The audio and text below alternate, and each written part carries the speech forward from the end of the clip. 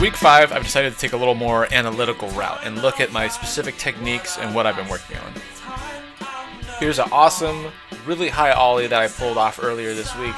You can see my front foot goes forward, sideways, pushes the board forward, and my rear foot comes up to allow the board to come up and actually get off of the ground. Getting this technique down while rolling is probably the hardest thing I've had to do yet.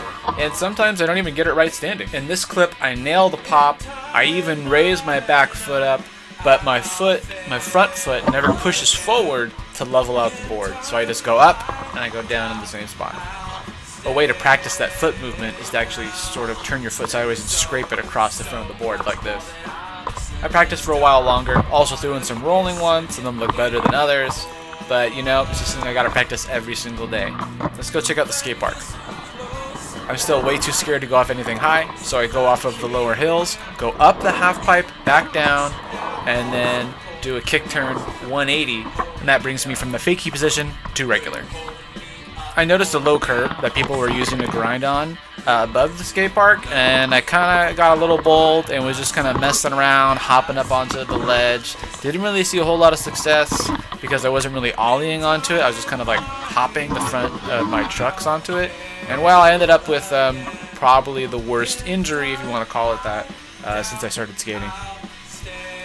So eventually I went back to really trying to master the rolling ollie, because basically what I was doing was just hopping up and down. So I thought the only way I was going to really motivate myself is to get an obstacle. I need to see me on the board actually clearing over the obstacle, and obviously just doing a little hop isn't really going to do it. I'm going to need to do the full leg extension and really bring the board up to get over the obstacle. So try with one piece of plywood, then moved on to 2, and then moved on to a big 4x4.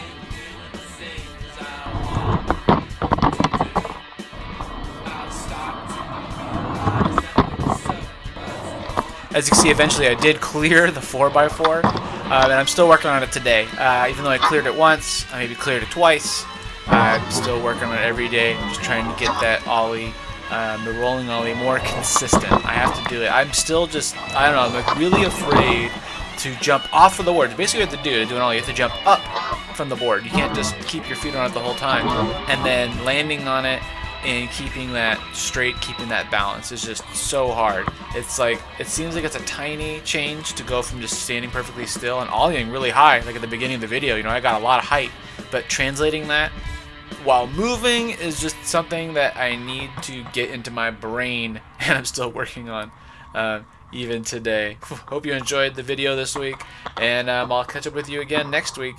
90 days was how much we started with before Tony Hawk 1 and 2. The remaster, the remake's going to come out.